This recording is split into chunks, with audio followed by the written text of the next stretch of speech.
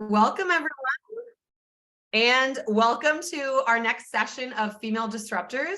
I am Corey Welsh, and I'm absolutely tickled to introduce our next speaker. So if you haven't already met Kassie Meiler from GOAT Social Media, she is the founder, the director of social media communications, and she has an amazing track record working with so many different brands and customers. So Kassie, I'll introduce you by saying that you have worked with over 70 companies, brands throughout your career, like the Wall Street Journal, Yahoo Finance, Social PR Secrets, and you received your Master of Arts in Mass Communications recently with an emphasis on social media at the University of Florida, as well as having received your Bachelor of Arts from Florida State University. So we can't wait to hear some of your tips. And if anyone has joined the session, we'll go ahead and we'll leave time at the end for Q&A. Okay, awesome. Great. Then we can jump right in because I have so much to cover and I'm so excited. So I will share my slides. And it looks like we have 4 or 5 participants who have joined. So I'm stalling for just a moment so we can allow more people to join and gain all this knowledge. Yeah, definitely. We can wait a second for a couple more. But welcome, Annabelle. Thank you for joining on time. And I'll just pop in and say thank you, Kassie, for being an awesome social media sponsor behind the scenes of Female Disruptors. yeah. Oh yeah, of course. It's been fun. There's been so much to share. And I also got to, meet other speakers and really learn about a lot of the other speakers through doing the social media. So it's been awesome. Great reminder. All right. Yeah, so we can just get started since it's going to also be recorded. So if whether you're watching it now or later. Love it.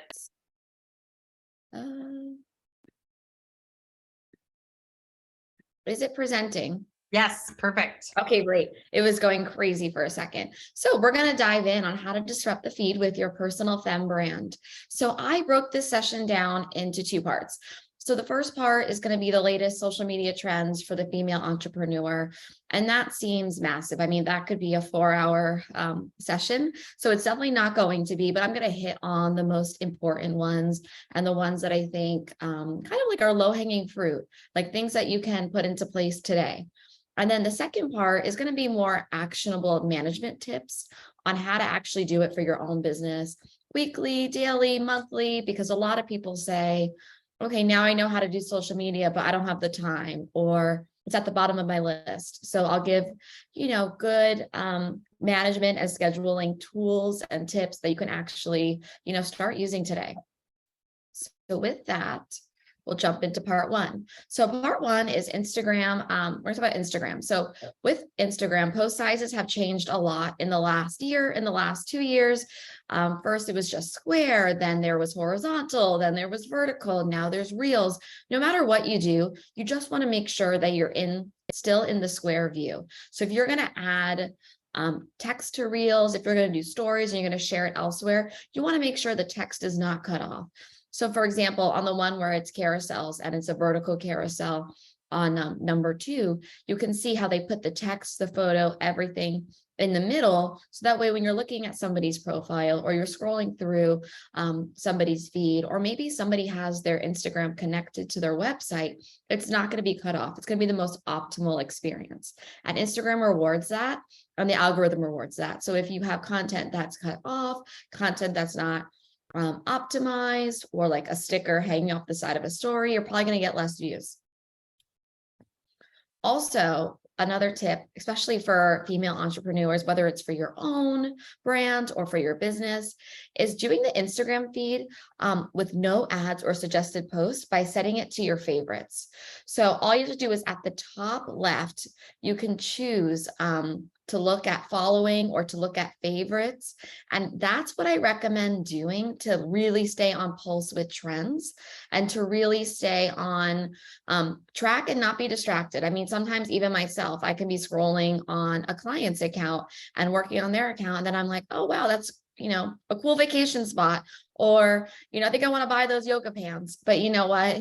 You don't need to be distracted by it all the time. So this can really help keep you focused. Hey, Kassie, just wanted to check. We're only seeing your intro slide. Are you sharing anything else visually? Yes, I've been sharing. That's so weird.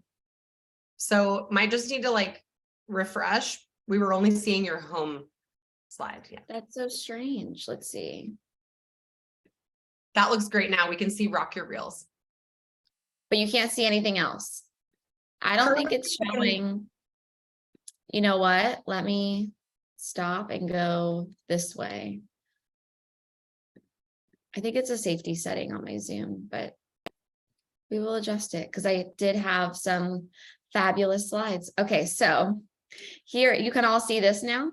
Perfect. Yes. Part one. Okay, great. So when I was talking about the sizes, this is what I meant. And I could also put this on my social media after, like I could do a little scan QR code. So in case anyone wants to review this again, I can put it up. And so, yeah, this is what I was talking about with keeping it in the square, not being cut off. And then being able to look at your feed without any ads or suggested posts and really stay on track and focused. The next thing is Reels. If you're not using Reels, then you're just behind on Instagram. Instagram is favoring Reels. So whether you like doing videos or not, you really just kind of have to. I've seen a lot of people be really creative with their Reels and they, don't even put themselves in it. Maybe it's them at their desk or they're showing their products, or it's just like walking outside and then they're talking over it. Or, it's just an aesthetic video and then they put a nice caption. So you don't have to necessarily do makeup, hair, outfit, and be in every reel every day. But definitely you should take advantage of it, especially since they're pushing it. With the Reels, the algorithm has a big favor towards people who are rewatching Reels. So shorter, the better. So if someone has a reel that's 10 seconds and you watch it, 5 times, it's going to have more of a viral rate than someone with, a minute video and people are not getting to the end. So really think about that too. If you want to maximize your views, or if you want to really have a strong call to action and have your reel shown to a lot of people. And then also use captions and subtitles. They're automated, so you can have them done right in Reels, and it makes it, not only more accessible, but also a lot of people don't want to watch video with sound, or people are in like a doctor's office or at work, but they still want to be able to watch or learn. So this is fantastic to use. And then something also that's new, or not a lot of people know, is that if you upload your Reels with high-speed Wi-Fi, it improves performance because Instagram's favoring higher quality work. So even if you have a great video that you do on the go or at an event or at a conference, maybe wait till you have good Wi-Fi to upload it and to push go. So a lot of people are frustrated with Instagram making every video a reel, but it doesn't have to be. So if you want to really repurpose your old videos or use older content, you can actually still post a square video with a carousel. So as long as you start the carousel post with a picture and then you put the video in it, it's not going to go to Reels. So you can also, even after you start it with a photo and then you put a video, you can always rearrange it before you post it, so the video is first. But it's a nice way to get around uploading a video without having it not look optimized to Reels. And then a lot of people already know this, but I definitely want to share it. Now the video stories, all of them can be up to 60 seconds long now. So not just 15 seconds. So I know a lot of people used to have their videos cut and chopped up. Now it could be nice and smooth 60 seconds. Although I will say, if you can chop it up and make it into pieces, you'll have higher engagement. A lot of people are not sitting there watching videos for 60 seconds long on a story. But if you, have 5, topics or 5 things you can break it up to, people will likely probably watch that the whole way through. And TikTok. So I have to talk about TikTok, of course, if we're talking about social media trends. And the biggest thing here is they're rewarding those who use their features, like a lot of other social media platforms. I actually met with someone from the higher up of TikTok a couple of months ago, and she was saying how you really do have to create in-app. You shouldn't upload an Instagram reel to TikTok and vice versa. It needs to be in the app. And then they're really rewarding creativity. So different, weird, all of that is amazing. When it comes to having the best videographer and having the best resolution, that really doesn't matter on TikTok. So it doesn't, I mean, of course, creativity and style can get rewarded, but even if it's just a video on your phone, it can still go viral. And then they now have TikTok Now, which is also like Be Real. If you don't know what Be Real is, it's an app where it goes off at any time of the day and it says, now is the time to be real. And it takes a photo, front of the camera and back of the camera at the same time. And it's only shown with friends. So it's not the kind of app that you can go viral on, or not the kind of app that you can be like, I'm an influencer, Be Real, and I'm going to do paid posts. It's really not for that. But now TikTok has their own version of that. And it's for friends only, unless you specify you want it to be for everyone. And I don't see a lot of people really using it yet, but I could see it growing in popularity. And I could see a lot of influencers wanting to use it because it could be like a simple product placement for them. And even though it's only for 24 hours, I could still see it being used. So it's worth checking out. But even if you don't check out TikTok Now, definitely make a TikTok account. And if you already have one, I'm sure you're obsessed as much as I am. And if you don't have one, you will fall into the black hole of TikTok because the content and the algorithm constantly updates. So YouTube. So now that we're all in these video platforms, talk about video content, now YouTube started something called YouTube Shorts, which are vertical videos like TikTok, like Reels. And honestly, a lot of people are not using them. So this is a good time to get in and be creative here. I don't have a lot of clients who use YouTube or YouTube Shorts because in the past, YouTube was very intimidating. It was, if you don't do a long form video and if you don't have great content, you're not going to do well. But now YouTube Shorts is a great way to kind of inch your way in there and get started. And then they also began handles in November recently.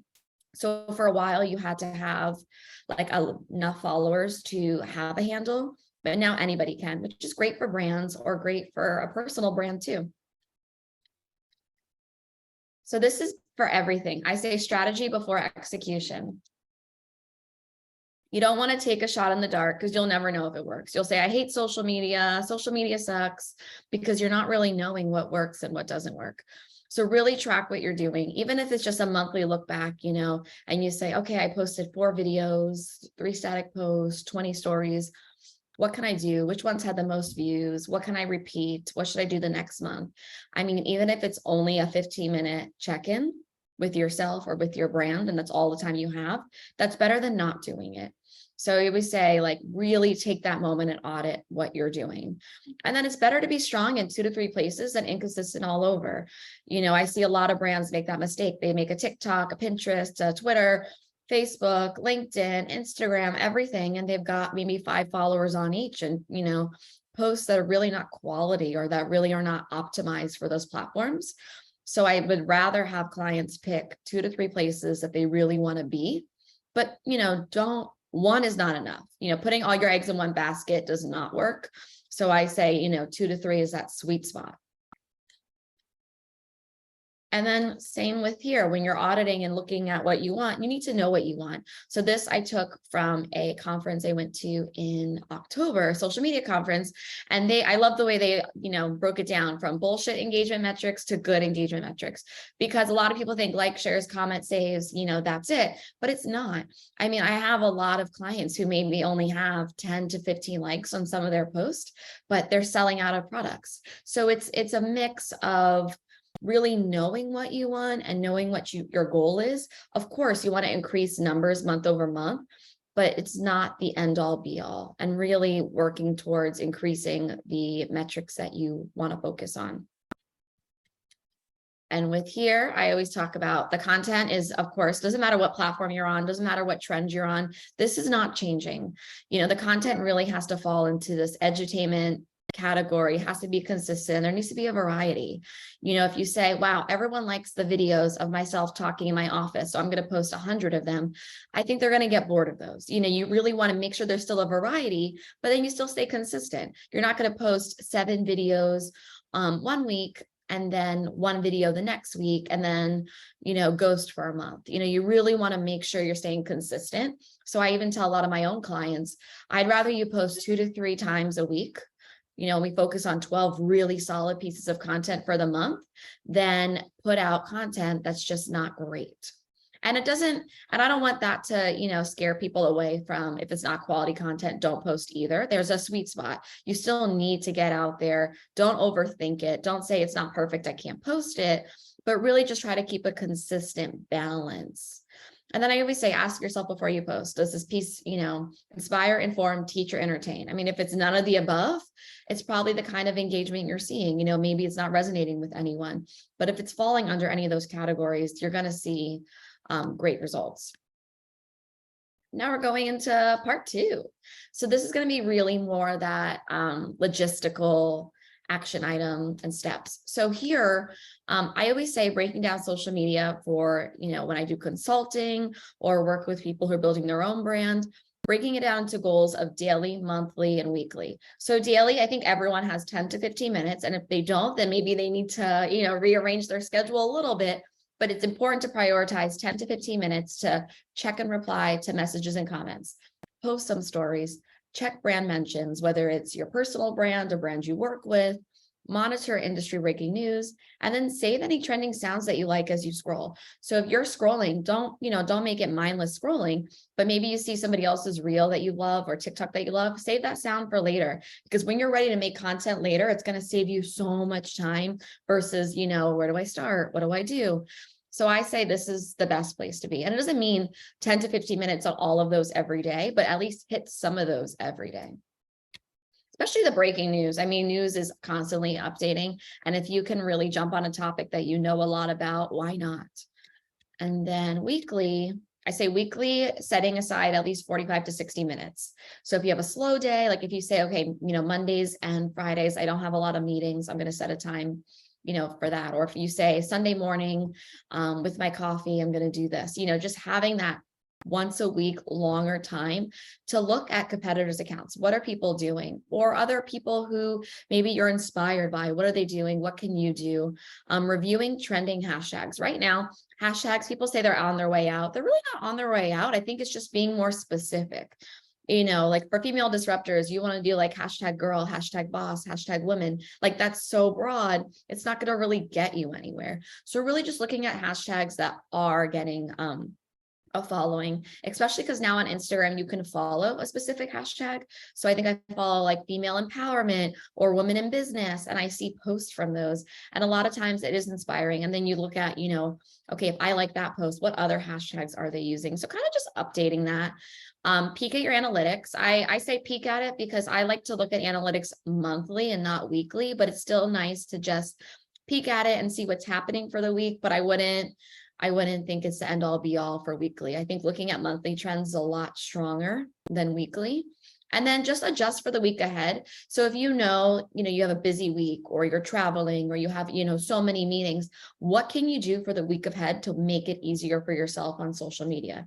Does that mean laying out some posts in advance? Does that mean batching some reels and filming some videos? I mean, whatever you can do to set yourself up for success, I say do it, because otherwise it doesn't get done. Social media usually gets knocked down to a lot of people's, bottom of the totem pole. I have to answer my boss. I have an email. I have a product deadline, but then nothing gets posted. So really just trying to work ahead. When it comes to batching, for example, not always am I in my office. Sometimes I'm working downtown, or sometimes I'm working like on my balcony, or I'm working at a coffee shop, but sometimes those make great backgrounds for a reel. So I'll make sure that I'm dressed up or ready to do a reel or film, and I'll do maybe 4 or 5 videos at once. I'll batch it, and then I have them ready to share later. So it's a lot more manageable and a lot easier. And I think everyone gets caught up in, I don't have a space in my house. It doesn't have to be in your house. It could even be in your car. I have some realtor clients who do videos in their cars, and I think those get more views and more engagement than some of their professional videos. And then just jumping down to monthly. So really setting aside 2 to 3 hours a month for anyone who's trying to build a personal brand or work with their own, business. It's necessary. And if you're doing everything else weekly and daily, then really, maybe an hour and a half, 2 hours, you get it done. But really setting aside the time, putting it in your calendar is going to make a big difference. And this is when I say it's good to make a monthly report, what worked, what didn't work, identify the successes. I always try to identify the wins and not the failures. You don't have to harp on what didn't work. Let's look at, spend energy and time on what did work. Review the content ratio. So this is what I was talking about. That's when you look at it monthly and say, okay, I did 10 posts, 2 carousels, maybe 1 video, 20 stories. Like, is that manageable? Can I do more the next month? Was that too much? Like, what can you keep up with? Kind of look at that ratio and just keep it front of mind. And then create an editorial calendar and a content calendar. So what I mean by that is monthly, you should look ahead at least 2 to 3 months and say, for example, we have February and March coming up. February, you say, okay, we have President's Day, Valentine's Day. March, we have St. Patrick's Day, spring break. Like, does your brand or your own personal brand fall into any of those holidays or themes? National Heart Month is coming up. And then people think a lot of times Valentine's Day, like love. So can you jump into any of those themes? If not, then find your own that you can, but kind of start planning ahead. So a lot of times, if you can even if you can schedule 1 or 2 posts a week ahead of time, at least a month out, then you don't have to supplement so much content during the week or when you're busy. Like, what, if I didn't get to posting this week, at least I know everything I scheduled is automatically going to go out. So that's what I really recommend. It's those kind of gimme posts, or like if you have blog posts that always get posted on the first of the month, maybe just put on like a placeholder that you're going to share it every first of the month. Just really keep it easy for yourself. The minute that you have to think of content on the spot or, on the go, that's when it doesn't happen. So when you really make a calendar, it's easy to do. And here's an example of an editorial calendar. So this one has like holidays, campaigns. I mean, this goes on and on, but it could be as simple as just, here's a holiday. This is my blog post is post. This is when I'm going to be at a conference, just something simple to look at. And then also sometimes you look at it and you're like, wow, I'm really busy at the end of the month, but I have nothing going on in the beginning of the month. That's when I'll put some of the content I've been working on. So kind of finding that balance, and it's going to really show, it's going to show in your social media, because it's going to look like you really have a plan and you have it all together, but it's because you're doing the work, ahead of time. And then back to that content formula. So I always say, no matter what trend, no matter what's changing, what platforms, you really want to make sure you have some sort of a content formula, some sort of a strategy with content. You're not just throwing darts on a board and hoping that, you're hitting the bullseye. So with here, I always say, trying to make buckets. So certain clients, like if it's a restaurant, I might say they might have a couple of buckets. One bucket might be testimonials and customer images. Another bucket might be menu items. Another bucket might be specials. Another bucket might be like the area, like are they located in Miami and they want to highlight lifestyle. Having those buckets to go back to every month and to make sure that you're having content fall into those buckets, it's like an easy way, foolproof way to have content going. So really thinking about what kind of bucket you can do. If it's your personal brand, do you want to make sure that you hit on fitness, your favorite books, and what you're doing or what your service you're offering every month? Then just make sure you have those buckets top of mind. And when you're making your calendar, make sure that you have something that falls into the buckets that you want. And with that too comes this Hero Hub hygiene strategy. So this is, sometimes people get overwhelmed with this too, but definitely don't. But it's nice to have it kind of on the side as you're doing content. Hero is going to be your very like the well thought out content. That would be like a professional video, something you spend a lot of time on, an ebook. The hub would be, more engaging content, regular. And then the hygiene is what people are searching for or expect from you. So for social media, for myself, hygiene might be my usual social media tips and, regular everyday, what people think I'm going to post about. Hub might be, maybe sharing some, highlights from a conference or new trends, breaking news, videos. But then Hero might be, a case study or something really big, something that I've been working on and you're not going to post a lot about. So really kind of having that in mind when you're making content, that not everything is going to be your hero content. Sometimes just the simple hygiene content is enough. And then you kind of fill it from there. And then just with all content, having a call to action, what do you want people to do? If they're engaging, they're following you, and they're really involved, what next? It's not enough just to be like, I want more followers, or I want people to hire me. Have other goals, have other call to actions, and, make it exciting. It doesn't have to always be link in bio, go to my website. It can be a little more out of the box. And then this is another one. I think, yeah, we're almost at the end. So this is the easiest one, I always say. So the 3 H's of changing up a caption: hashtags, holidays, headlines. So if you're, your personal brand or your business, and you kind of say the same thing over and over, for example, if you are selling a product and you're selling lipstick, how many ways can you, sell a lipstick? Not that many ways. But if you can change up the headline or theme it towards the holiday that's near, or just switch up some of the hashtags, it's going to make your life a lot easier. You don't have to write a caption from scratch every time, every day. Kind of start here, switch up some of these items, and then you can kind of build from there. And then this is the last part I'll leave you on. So these are some of my favorite apps that you can use for your own social media. Most of these are free or have a free version. And the ones that are not free are all pretty, inexpensive. Everyone knows Canva. Canva's amazing. If you don't know Canva, that is like the end all be all of graphic design right now. And then InShot is the easiest video editing app I've ever used on an iPhone. You can do anything. You could do reels, you could do movies, you could edit photos, you can do collages. InShot is fantastic. Mosho is one of those, like, you drop in photos, it makes a video for you really quick. Visco is, more unique filters. Adobe Spark and Spark Video are not inexpensive, I would say. It's more like if you already are like an Adobe fan, you can use that if you have your Adobe suite. And then Later or Planoly are just cheap options to schedule posts. So you don't have to have a scheduler that costs, a couple $100s a month. That some of these start at $15 a month, and you can schedule your post, you could preview your feed, and it makes, social media management super easy, super attainable, and not scary at all. And that's a wrap. So I think we have like a couple of minutes if there's any questions.